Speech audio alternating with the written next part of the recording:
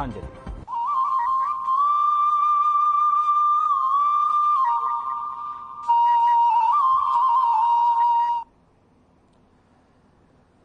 नमस्कार, आप देख रहे हैं हमारा उत्तराखंड में, आपके साथ रवि राजपूत। वहीं खबर देहरादून से है, जहां कैबिनेट मंत्री सुबोध उनियाल और सौरभ बहुगुणा ने शहीद स्मारक पहुंचकर शहीदों को श्रद्धांजलि दी। इस दौरान उन्होंने श्रद्धांजलि देने के बाद वहां मौजूद आंदोलनकारियों से मुलाकात की और शहीद राजेश की माता को सम्मानित भी किया। इसके साथ ही दोनों नेताओं ने कहा कि आज का दिन कभी नहीं भूला जा सकता, क्योंकि उन तमाम शहीदों की बदौलत हमें नया राज्य मिला है, जिस राज्य में आज हम रह रहे हैं।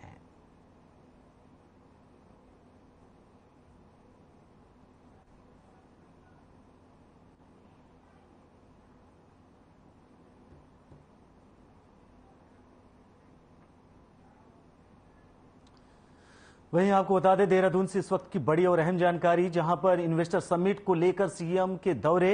आपको बता दें, इस वक्त की बड़ी और अहम जानकारी, 3 देशों के दौरे पर जाएंगे सीएम धामी। दुबई, सिंगापुर और ताइवान का दौरा करेंगे सीएम धामी। वहीं 5 से 9 अक्टूबर तक रहेंगे दौरे पर। दिसंबर में होगा ग्लोबल इन्वेस्टर समिट।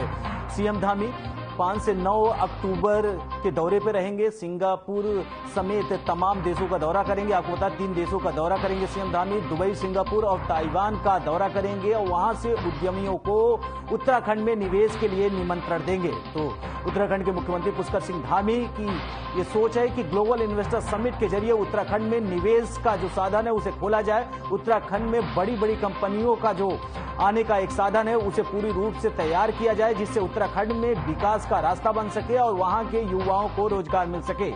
तो उत्तराखंड के मुख्यमंत्री पुष्कर सिंह धामी 5 से 9 अक्टूबर के बीच दुबई, सिंगापुर समेत ताइवान के दौरे पर रहेंगे। वहां के उद्यमियों से वो मुलाकात करेंगे। मुलाकात के बाद वो ग्लोबल इन्वेस्टर समिट में उन्हें आमंत्रित करेंगे। आपको बता दें कि देहरादून से इस वक्त की बड़ी और अहम जानकारी आपके टीवी स्क्रीन पर। 3 देशों के दौरे पर जाएंगे सीएम धामी। दुबई, सिंगापुर और ताइवान के दौरा करेंगे। वहां के उद्यमियों से वो मुलाकात करेंगे, उत्तराखंड के विषय में चर्चा करेंगे। उसके बाद उन्हें आमंत्रित करेंगे ग्लोबल इन्वेस्टर समिट में। तो मुख्यमंत्री पुष्कर सिंह धामी की यह बड़ी पहल है। मुख्यमंत्री पुष्कर सिंह धामी सीएम बनने के पहले ही उन्होंने युवाओं को रोजगार देने के जो वादे थे, अब उस ओर उन्होंने एक महत्वपूर्ण कदम बढ़ाया है। यह माना जा रहा है कि दिसंबर महीने में होने वाला ग्लोबल इन्वेस्टर समिट में उत्तराखंड को बड़ी राहत मिल सकती है। वहां के युवाओं को रोजगार मिलने के भी चांसेस हैं। तो दुबई, सिंगापुर और ताइवान के दौरे पर सीएम धामी 5 से 9 अक्टूबर तक रहेंगे।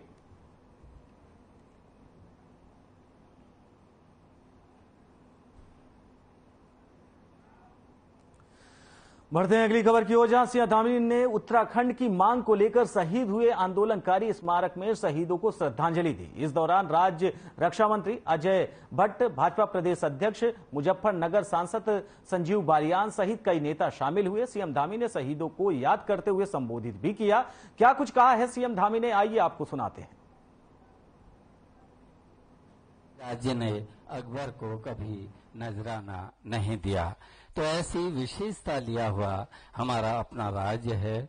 पप्पू शर्मा जी और पंडित महावीर शर्मा जी के परिवार के प्रति हम आभार व्यक्त करते हैं। प्रार्थना है माननीय मुख्यमंत्री उत्तराखंड श्री पुष्कर सिंह धामी जी से अपने आशीर्वाद से हम सबको अनुग्रहित करने की कृपा करेंगे।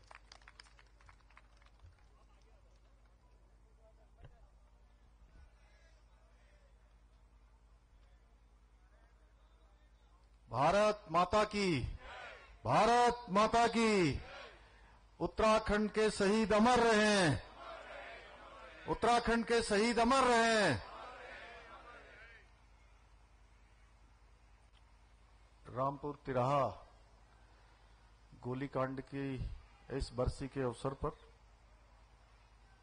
मंचासीन भारतीय जनता पार्टी के हमारे यशस्वी प्रदेश अध्यक्ष आदरणीय महेंद्र भट्ट जी, भारत सरकार में केंद्रीय रक्षा एवं पर्यटन मंत्री आदरणीय अजय भट्ट जी, केंद्रीय मंत्री एवं मुजफ्फरनगर के लोकप्रिय सांसद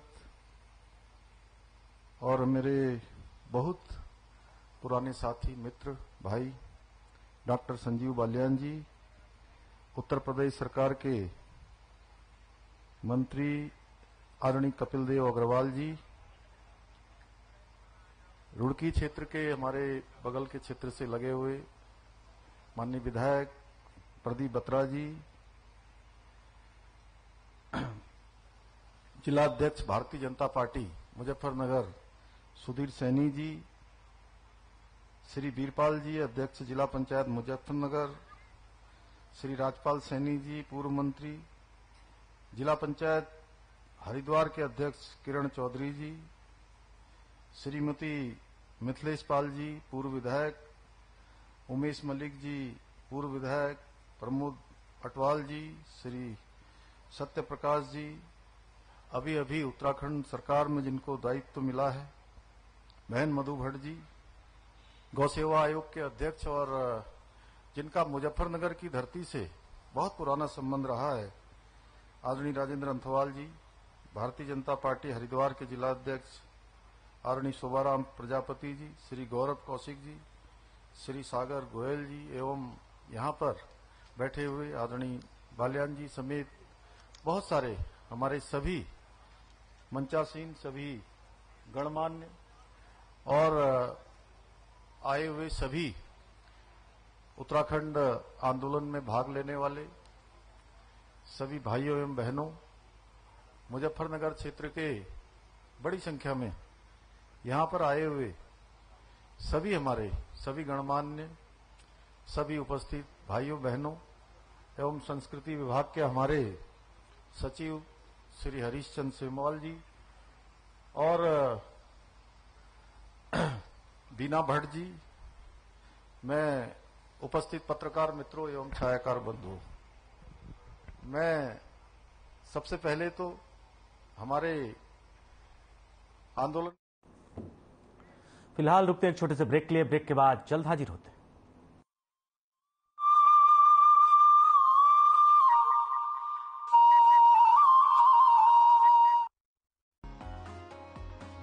प्रधानमंत्री नरेंद्र मोदी के सबका साथ सबका विकास संकल्प को सार्थक करते हुए मुख्यमंत्री पुष्कर सिंह धामी उत्तराखंड को चहुमुखी विकास के पथ पर तेजी से आगे ले जा रहे हैं। वाइब्रेंट विलेज प्रोग्राम योजना से अब उत्तराखंड के 50 से भी ज्यादा गाँवों की तस्वीर संवरने जा रही है। पहले चरण में उत्तराखंड के चमोली जिले के माड़ा, नीति, मलारी, कोसा, कैलाशपुर, मेहरगांव, फरकिया, बांपा, गमशाली और पिथौरागढ़ के गूंजी गांव से वाइब्रेंट विलेज प्रोग्राम योजना की शुरुआत होने जा रही है। हमारे गांव को जो है प्रथम गांव जो है वाइब्रेंट विलेज घोषित किया हुआ है। इससे निश्चित है कि यहाँ का विकास होना चाहिए। जैसे जनजीवन में सुखद बदलाव लाने और पर्यटन को बढ़ावा देने के लिए वाइब्रेंट विलेज प्रोग्राम योजना के तहत सड़क, पेयजल, बिजली जैसी मूलभूत सुविधाओं की उपलब्धता सुनिश्चित की जाएगी। इस योजना से हमारा गांव बदल जाएगी, हमारी जिंदगी आगे बढ़ेगी। स्थानीय हस्तकला को यहाँ बढ़ावा मिलेगा। पर्यटक आएंगे तो लोकल बने उत्पादों को खरीदेंगे, जिससे यहाँ के आय स्रोत को भी बढ़ावा मिलेगा। वाइब्रेंट योजना अगर हमारे गांव में आए तो हमें बहुत सारी सुविधा होगी। जैसे हमारे गांव में पानी की और सड़क की और बिजली बहुत अच्छी सुविधा होगी। इस योजना से सीमा क्षेत्र तो मजबूत होगा ही, साथ ही साथ सीमावर्ती गांव भी विकास की मुख्य धारा से जुड़ जाएंगे। हम लोग सीमावर्ती क्षेत्र में रहते हैं और सीमा के प्रहरी के रूप में भी जाने जाते हैं। द्वितीय रक्षा पंक्ति के रूप में हम यहाँ पर काम करते हैं। धामी सरकार उत्तराखंड को वैश्विक मानचित्र पर आत्मनिर्भर, सशक्त और विकसित राज्य के रूप में स्थापित कर रही है। वाइब्रेंट विलेज प्रोग्राम योजना से अब गांव को मिलेगी नई पहचान।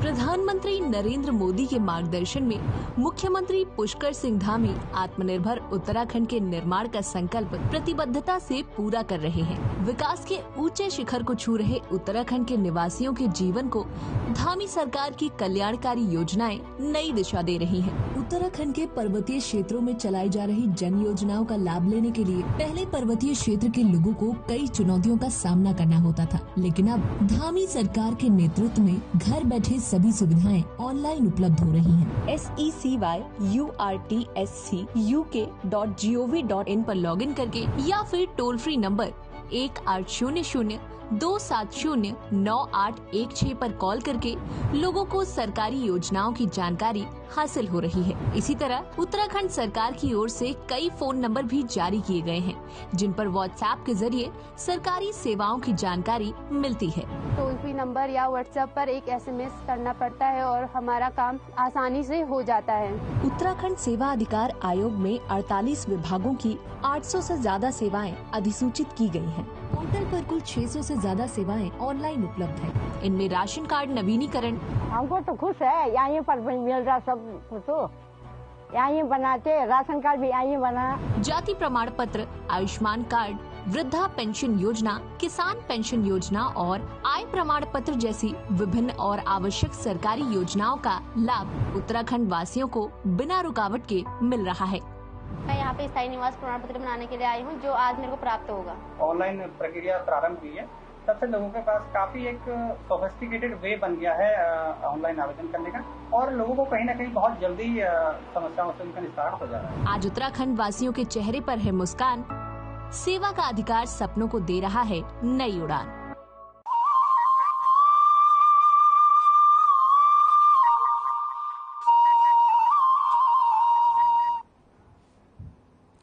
ब्रेक के बाद आप सभी का स्वागत है। बढ़ते हैं अगली खबर की ओर, जहां खबर रुड़की से है, जहां गांधी वाटिका में राष्ट्रपिता महात्मा गांधी की प्रतिमा पर फूल माला चढ़ाकर कांग्रेसियों ने राष्ट्रपिता महात्मा गांधी और पूर्व प्रधानमंत्री लाल बहादुर शास्त्री की जयंती मनाई। इस मौके पर वरिष्ठ कांग्रेस नेता सचिन गुप्ता ने कहा कि आज के ही दिन हमारे देश में दो महान हस्तियों का जन्म हुआ था, जिनका देश में नहीं बल्कि विदेशों में भी बड़ा नाम है। महात्मा गांधी ने अहिंसा के विचार ही आदर्श मानकर हमारा देश आगे बढ़ रहा है, और इस मौके पर बड़ी संख्या में कांग्रेस नेता और कार्यकर्ता भी मौजूद रहे।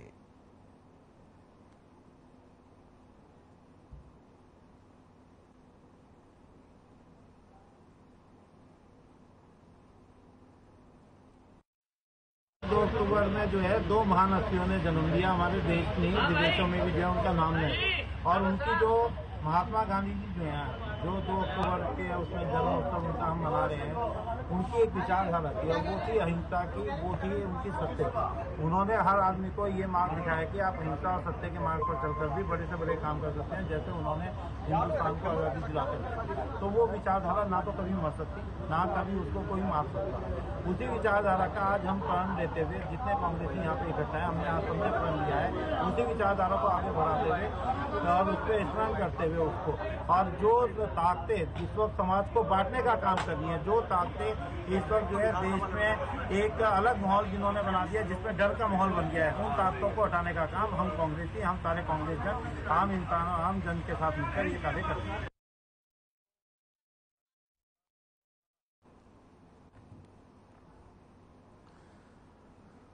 बढ़ते हैं अगली खबर की ओर, जहां अखिल भारतीय ब्राह्मण उत्थान महासभा की बैठक का आयोजन कलश मंडप काशीपुर में किया गया, जिसमें राष्ट्रीय अध्यक्ष का स्वागत किया गया और प्रदेश की जिला कार्यकारिणी भंग किए जाने पर मंथन किया गया। साथ ही साथ उसमें एक कमेटी गठित कर जांच के पश्चात जो भी निर्णय लिया जाएगा वह सर्वमान्य होगा। बता दें कि 24 अगस्त को हरिद्वार में ब्राह्मण महाकुंभ के सफल आयोजन को लेकर सभी वक्ताओं ने अपने अपने अनुभव रखे और साझा किए हैं।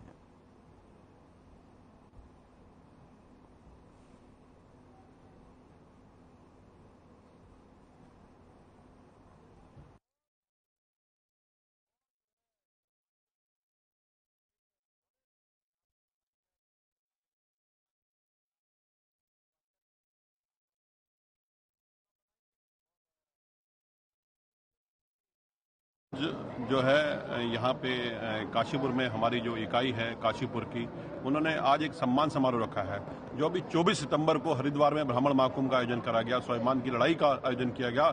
उसकी सफलता को लेकर के आपने जो है आपकी हमारी जितनी भी उधम सिंह नगर की इकाई है, उन्होंने एक सम्मान समारोह रखा है। मेरे को धन्यवाद देने के लिए जो है मैं यहाँ आया हूँ। समस्त जितने भी लोगों ने भागीदारी प्रयास करा है, ये सिर्फ पहला ऐसा भारतवर्ष में मौका हुआ था जिसमें एक संगठन ने आयोजन नहीं करा था। आज भी आप देखेंगे काशीपुर के जितने संगठन है एक मंच पर देखेंगे।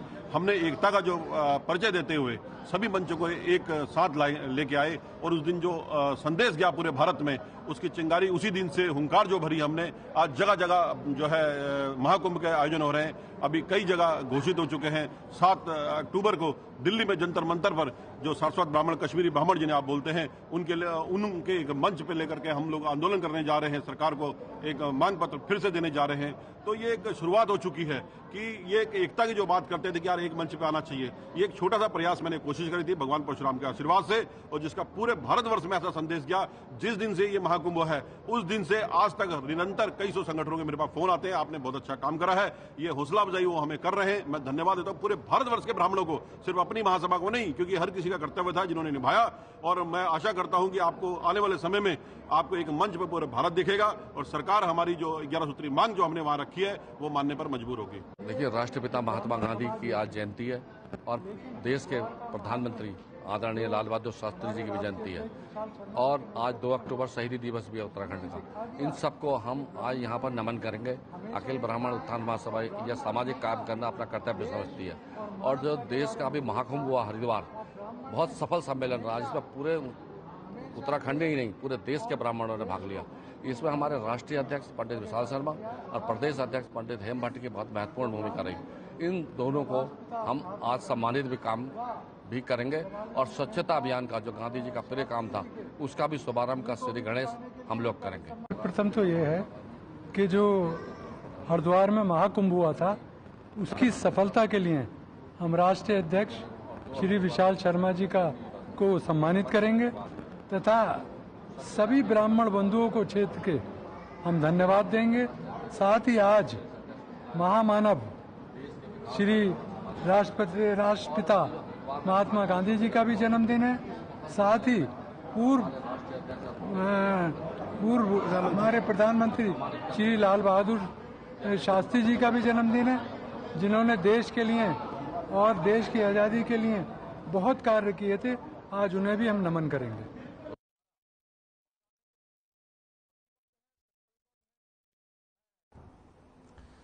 फिलहाल रुकते हैं छोटे से ब्रेक के लिए। ब्रेक के बाद जल्द हाजिर होते हैं।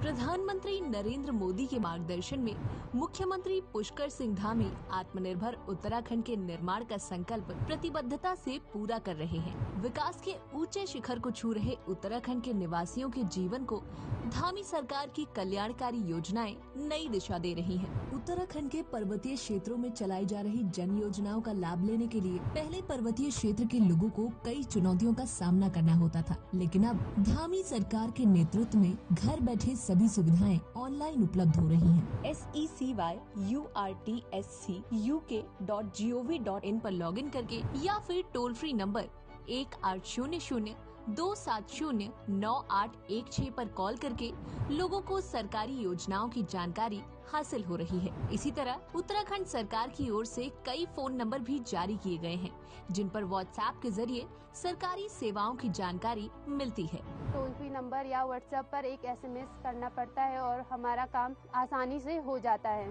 उत्तराखंड सेवा अधिकार आयोग में 48 विभागों की 800 से ज्यादा सेवाएं अधिसूचित की गई हैं। पोर्टल पर कुल 600 से ज्यादा सेवाएं ऑनलाइन उपलब्ध हैं। इनमें राशन कार्ड नवीनीकरण, हमको तो खुश है, यहाँ पर मिल रहा सब कुछ, तो यहाँ बनाते, राशन कार्ड भी यहाँ बना, जाति प्रमाण पत्र, आयुष्मान कार्ड, वृद्धा पेंशन योजना, किसान पेंशन योजना और आय प्रमाण पत्र जैसी विभिन्न और आवश्यक सरकारी योजनाओं का लाभ उत्तराखंड वासियों को बिना रुकावट के मिल रहा है। मैं यहाँ पे स्थायी निवास प्रमाण पत्र बनाने के लिए आई हूँ, जो आज मेरे को प्राप्त होगा। ऑनलाइन प्रक्रिया प्रारंभ हुई है, तब से लोगों के पास काफी एक सोफिस्टिकेटेड वे बन गया है ऑनलाइन आवेदन करने का, और लोगों को कहीं ना कहीं बहुत जल्दी समस्याओं से उनका निस्तारण हो जा रहा है। आज उत्तराखंड वासियों के चेहरे पर है मुस्कान, सेवा का अधिकार सपनों को दे रहा है नई उड़ान। प्रधानमंत्री नरेंद्र मोदी के सबका साथ सबका विकास संकल्प को सार्थक करते हुए मुख्यमंत्री पुष्कर सिंह धामी उत्तराखंड को चहुमुखी विकास के पथ पर तेजी से आगे ले जा रहे हैं। वाइब्रेंट विलेज प्रोग्राम योजना से अब उत्तराखंड के 50 से भी ज्यादा गाँवों की तस्वीर संवरने जा रही है। पहले चरण में उत्तराखंड के चमोली जिले के माड़ा, नीति, मलारी, कोसा, कैलाशपुर, मेहरगांव, फरकिया, बांपा, गमशाली और पिथौरागढ़ के गूंजी गांव से वाइब्रेंट विलेज प्रोग्राम योजना की शुरुआत होने जा रही है। हमारे गांव को जो है प्रथम गांव जो है वाइब्रेंट विलेज घोषित किया हुआ है। इससे निश्चित है कि यहाँ का विकास होना चाहिए। जैसे जनजीवन में सुखद बदलाव लाने और पर्यटन को बढ़ावा देने के लिए वाइब्रेंट विलेज प्रोग्राम योजना के तहत सड़क, पेयजल, बिजली जैसी मूलभूत सुविधाओं की उपलब्धता सुनिश्चित की जाएगी। इस योजना से हमारा गांव बदल जाएगी, हमारी जिंदगी आगे बढ़ेगी। स्थानीय हस्तकला को यहाँ बढ़ावा मिलेगा। पर्यटक आएंगे तो लोकल बने उत्पादों को खरीदेंगे, जिससे यहाँ के आय स्रोत को भी बढ़ावा मिलेगा। वाइब्रेंट योजना अगर हमारे गांव में आए तो हमें बहुत सारी सुविधा होगी। जैसे हमारे गांव में पानी की और सड़क की और बिजली बहुत अच्छी सुविधा होगी। इस योजना से सीमा क्षेत्र तो मजबूत होगा ही, साथ ही साथ सीमावर्ती गांव भी विकास की मुख्य धारा से जुड़ जाएंगे।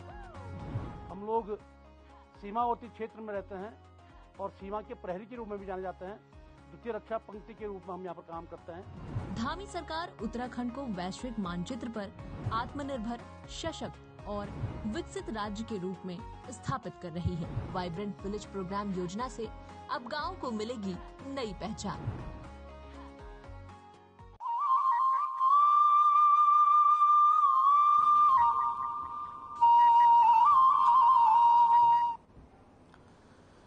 ब्रेक के बाद आप सभी का स्वागत है। बढ़ते हैं अगली खबर की ओर, जहां 2024 के लोकसभा चुनाव को लेकर बीजेपी ने अपनी तैयारियां तेज कर दी हैं। बीजेपी प्रदेश मीडिया प्रभारी मनवीर चौहान का कहना है कि जिस तरह से 3 दिनों तक बैठकों का दौर चला है, ऐसे में बूथ स्तर पर मजबूत करने पर विचार मंथन किया गया है। उनका कहना है कि बीजेपी ने अपने बूथों को सबसे ज्यादा मजबूत करने का प्लानिंग तैयार किया है। बता दें कि 2014 और 2019 के लोकसभा चुनाव में बीजेपी प्रदेश की 5 लोकसभा सीटों पर जीत दर्ज कर चुकी है। अब एक बार फिर से बीजेपी 5 लोकसभा सीट जीतने की तैयारी कर रही है।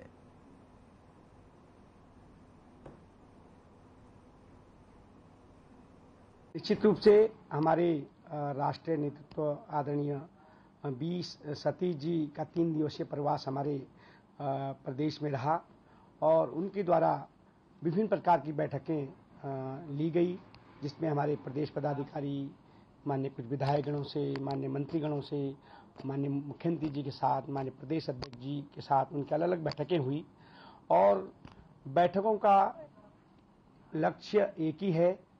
2024 के चुनाव में हम जो राष्ट्रीय नेतृत्व ने 51% मत हासिल करने का जो लक्ष्य रखा है उसको प्राप्त करना है और इसके लिए पार्टी की रणनीति बनाई गई है। उनका मार्गदर्शन भी हमको प्राप्त हुआ और आगे हमारा अभी बूथ स्तर पर बूथ सशक्तिकरण अभियान चलाया जा रहा है, द्वितीय चरण। इसके साथ ही बूथ की जो हमने कमेटियां बनाई हैं, भारतीय जनता पार्टी के द्वारा 11 सदस्यीय कमेटियां बनाई गई हैं, उन कमेटियों का सत्यापन का भी कार्यक्रम किया जा रहा है और इस सत्यापन के कार्यक्रम के लिए हमारे हजारों कार्यकर्ता बूथ स्तर पर उनके प्रभारी बनाए गए हैं और लगातार उनके द्वारा OTP के माध्यम से और जो हमारा सरल ऐप है उसके माध्यम से उसका सत्यापन किया जा रहा है।